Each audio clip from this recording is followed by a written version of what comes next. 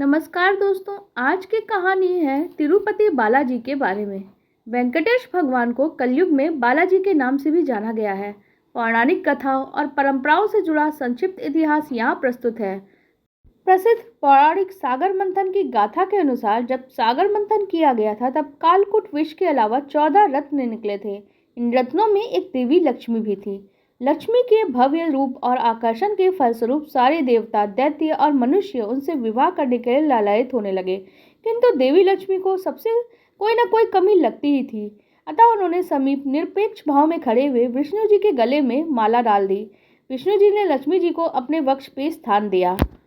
पर यहाँ ये जानना महत्वपूर्ण है कि विष्णु जी ने लक्ष्मी जी को अपने हृदय में स्थान क्यों नहीं दिया।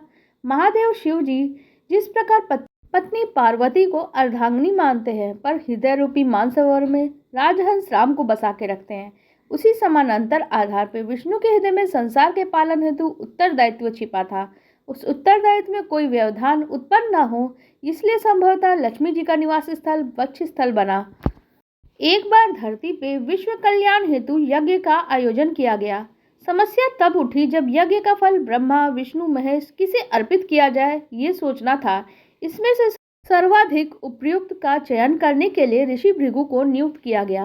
भृगु ऋषि पहले ब्रह्मा जी, उसके बाद महेश जी के पास पहुंचे, किंतु उन्हें अनुपयुक्त पा रहे थे, अतः वो विष्णु लोक पहुंच गए। विष्णु जी शेष शैया पे लेटे हुए, उनकी दृष्टि भृगु पे नहीं जा पाई। भृगु ऋषि आवेश में आ गए और उन्होंने विष्णु जी के वक्ष पे ठोकर मार दी। अपेक्षा के विपरीत विष्णु जी ने अत्यंत विनम्र होकर उनके पांव पकड़ लिए और नम्र वचन बोले, हे ऋषिवर, कहीं आपके कोमल पांव पे चोट तो नहीं आ गई। विष्णु जी के इस व्यवहार से प्रसन्न भृगु ऋषि ने यज्ञ फल का सबसे अधिक उपयुक्त पात्र विष्णु जी को ही घोषित किया। इस घटना की साक्षी विष्णु जी की पत्नी लक्ष्मी जी बहुत ही ज्यादा क्रुद्ध हो गईं। विष्णु जी का वक्ष स्थल तो उनका निवास स्थान है, वहां धरतीवासी भृगु की ठोकर लगने का अधिकार किसने दे दिया उन्हें। अतः उन्हें विष्णु जी पर भी क्रोध आ रहा था। उन्होंने भृगु को दंडित करने की अपेक्षा उल्टा उनसे क्षमा क्यों मांग ली। परिणाम स्वरूप लक्ष्मी जी विष्णु जी को त्याग कर चली गई। विष्णु जी उन्हें बहुत ढूंढ रहे थे पर वो नहीं मिली।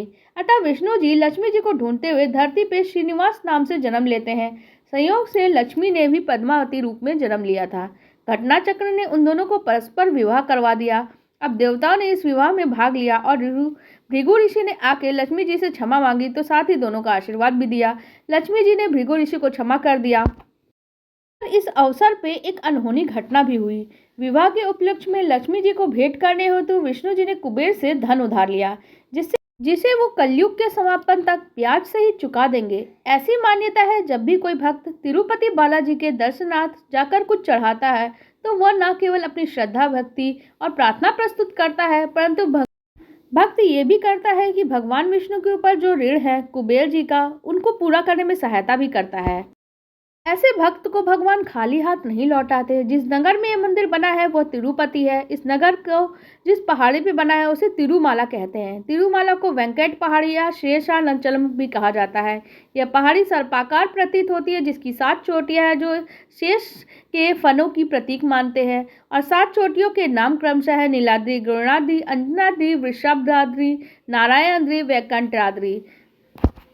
आपको हमारी ये तिरुपति बालाजी की कहानी कैसी लगी, आप कमेंट सेक्शन में जरूर बताइएगा। धन्यवाद।